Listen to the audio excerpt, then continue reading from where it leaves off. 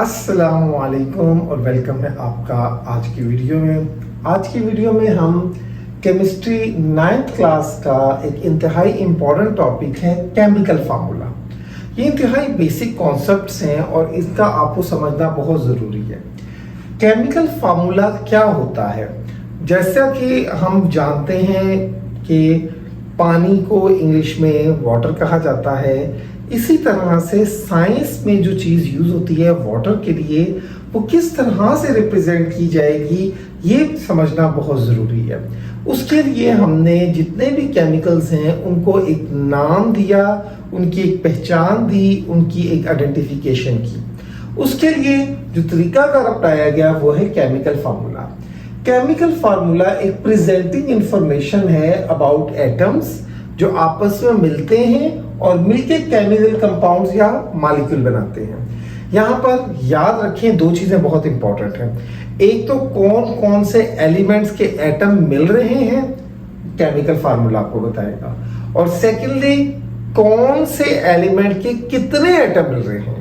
सो ये दोनों इंफॉर्मेशन हमें केमिकल फार्मूला से मिल जाती हैं कि कौन कौन से एटम्स हैं, किस एलिमेंट से बिलोंग करते हैं और किस एलिमेंट के कितने कितने एटम्स इन्वॉल्व हो रहे हैं किसी भी केमिकल कंपाउंड या उसके मॉलिक्यूल को बनाने के लिए। फॉर एग्जांपल हम वाटर की एग्जांपल ले लेते हैं। वाटर जो है वो बना होता है दो हाइड्रोजन एटम्स का और एक जो होता है वो ऑक्सीजन एटम इसमें इन्वॉल्व होता है, तो इसलिए H2O जो है केमिकल फार्मूला H2O का यहाँ पर हमारे सामने लिखा हुआ है। उसके बाद अगर आप बात करें तो ये हमारे पास ग्लूकोज का फार्मूला लिखा हुआ है C6H12O6।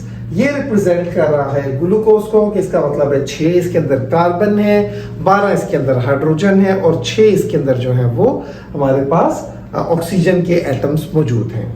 अब क्या केमिकल फार्मूला की कोई टाइप है? यस, केमिकल फार्मूला की भी आगे फर्दर टाइप्स हैं, जिनमें से हम दो टाइप्स को डिस्कस कर रहे हैं, मॉलिक्यूलर फार्मूला और एम्पिरिकल फार्मूला। जब आप मॉलिक्यूलर फार्मूला की बात करते हैं तो ये हमें किसी भी मॉलिक्यूल के अंदर मौजूद एलिमेंट्स के एटम की एग्जैक्ट नंबर या फिगर बताएगा। यानी a chemical formula that gives the total number of actual number of atoms of each element present in A molecule. किसी भी मॉलिक्यूल के अंदर किस एलिमेंट के कितने कितने एटम्स हैं ये एग्जैक्ट इंफॉर्मेशन हमें देगा, एक्चुअल इंफॉर्मेशन हमें देगा। फॉर एग्जांपल अगर हम यहाँ पे अमोनिया की बात करते हैं तो 1 नाइट्रोजन एटम है और 3 हाइड्रोजन एटम है। अगर हम कैल्शियम क्लोराइड की बात करते हैं तो 1 कैल्शियम है और 2 क्लोराइड है, 1 मैग्नीशियम है, 2 ब्रोमाइड है, 6 कार्बन है, 12 हाइड्रोजन है और 6 ऑक्सीजन है, तो ग्लूकोज का फार्मूला हमारे पास आता है। तो ये मॉलिक्यूलर फार्मूला होता है जो एक्चुअल नंबर ऑफ एटम्स को रिप्रेजेंट करता है। सवाल ये आता है तो कि इसके अलावा भी कोई टाइप हो सकती है, तो बिल्कुल एक टाइप हमारे पास होती है एम्पिरिकल फार्मूला की। एम्पिरिकल फार्मूला में हम एग्जैक्ट नंबर ऑफ एटम्स को रिप्रेजेंट नहीं करते, बल्कि वहां पर सिंपलेस्ट होल नंबर रेशियो बता दी जाती है। यानी आपने अपने एलिमेंट के, अपने मॉलिक्यूल के अंदर जितने भी एटम्स हैं उनको किसी एक ऐसे नंबर से डिवाइड करना है जो सबको डिवाइड कर दे। अगर तो ऐसा मुमकिन है तो उस मॉलिक्यूलर फार्मूला को आप एम्पिरिकल फार्मूला में कन्वर्ट कर सकते हैं। जैसे अगर आपके पास एक एग्जांपल है C6H12O6 की, ग्लूकोज की। ग्लूकोज में अगर हम देखें तो 6 12 6, अगर हम इसको 6 से डिवाइड करेंगे तो यही कन्वर्ट हो जाएगा C के 1 एटम, हाइड्रोजन के 2 एटम और ऑक्सीजन का 1 एटम। हमने 6 से डिवाइड किया और होल नंबर रेशियो हमारे पास आ गई, कोई पॉइंट वाली वैल्यू नहीं आ रही, तो हम कह देते हैं कि ये ग्लूकोज का एम्पिरिकल फार्मूला हमारे सामने आ गया है।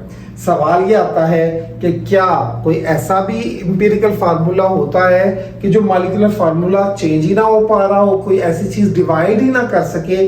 अगर ऐसी सिचुएशन हो तो हमारे पास वाटर है।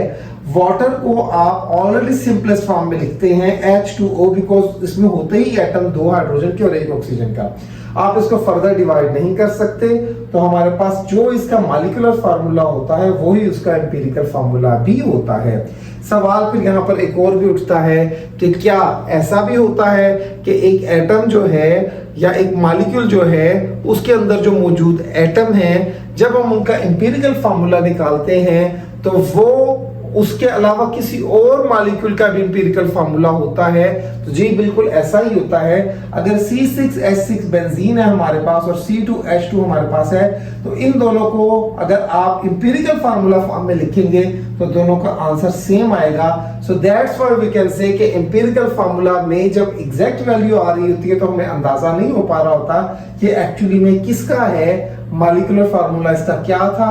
तो एम्पिरिकल फार्मूला हमें इस तरह की इंफॉर्मेशन भी दे देता होता है। तो आज का हमारा लेक्चर था about chemical formula, molecular formula, empirical formula.